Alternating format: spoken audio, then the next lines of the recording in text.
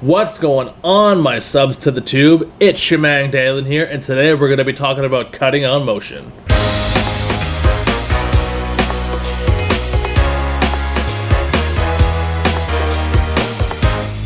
Okay, so let's just dive right on into this here. As you can see in the top left corner here, I got A camera, B, C, and D. Now I've already taken the liberty of setting my in and out points for the best takes, as I did 3 takes on each camera. I don't want to go sifting through all that footage while I got you guys here. On A camera, you can see this is the shot where I get all the coverage. All the movement is covered in this one angle where you can see everything, so you don't miss anything. Everything is always in that shot. This is just a very basic scene of me going up to a record player, opening it, turning it on, doing a little twerk, and then exiting the frame.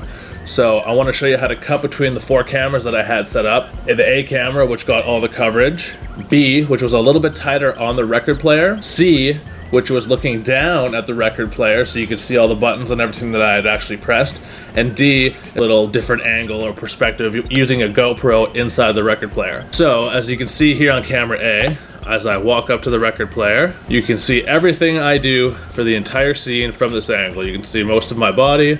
You can see I'm turning it on, opening it and closing it, and doing my little twerk.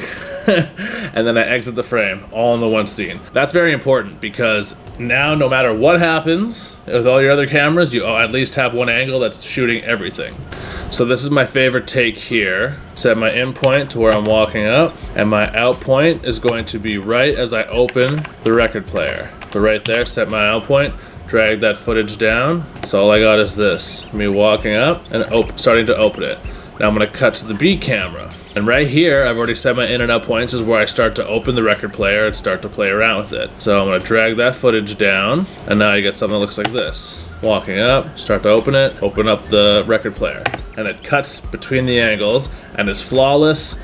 People are already looking at the record player, so when they cut to the next scene, my hands are still in the same spot as it opens, and it looks flawless. So I come over, and now the next movement that I do, you can't see from this angle here because of my body being in the way. But if you look on this angle, up here, you can see I open it, and then I turn a knob, and I hit a button. My C camera covers that, kind of. This is why you get coverage of everything, so you don't miss nothing. As my hand leaves the lid to the knob, I'm gonna set my endpoint there, turn the knob, hit the button, and as I go to the other side, set my out point, and go back to find the spot on this clip where my hand starts to leave that side of the lid. So right around here, cut that in like this, so now it looks something like this.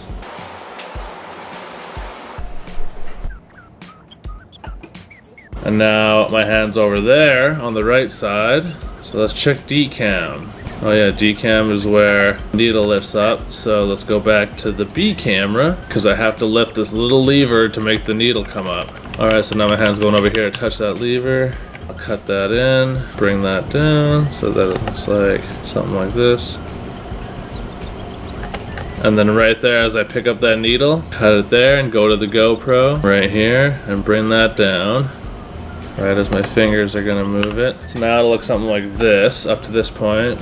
Walking up, open the lid, hit the button and the knob, grab the needle, move it over, drop it down. And you just keep doing this, cutting between the cameras and all of your actions, because it's all covered by everything as you shot it all at once, or hopefully reenacted the scene as perfect as you can using one camera. And you just cut it all together and make it look cool. Alright, so now that you have that little sequence put together of all the movement being cut, you just gotta find your spot on your sequence here where the needle touches the record, cut in some music, and then you got a little sequence.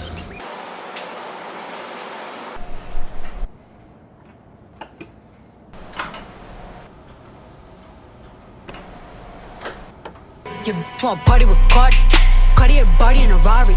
Diamonds all over my body, shining all over my body. Such a loser. I love that song though, and I love Cardi B, I ain't gonna lie. Yeah, so now that you got the music cut in there, it looks good, it's synced up with the needle touching the record, it's all cut between different angles. That's how you cut on movement. It can be used in so many ways, and there's an unlimited possibilities to the way that you can cut footage like this. And once you start thinking in this way, start thinking of cool ways to shoot stuff. And what's hard with vlogging, when people vlog, usually only carrying one camera with you, so that means anytime you see someone like come in and out of doors or something from multiple angles, angles, they're setting that camera up, coming in and out of a door 2 or 3 times.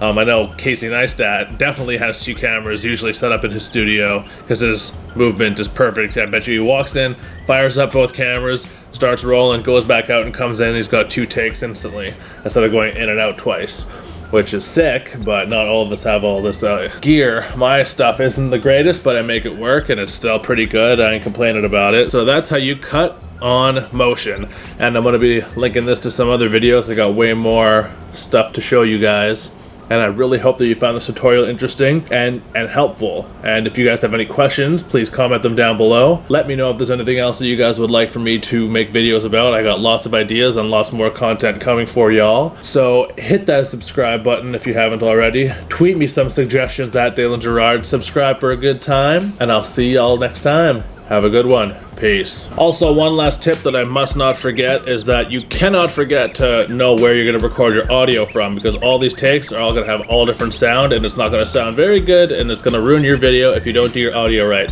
So make sure you have one camera set up that's got a good microphone on it. They can capture all good sound as well, but that's for another video. So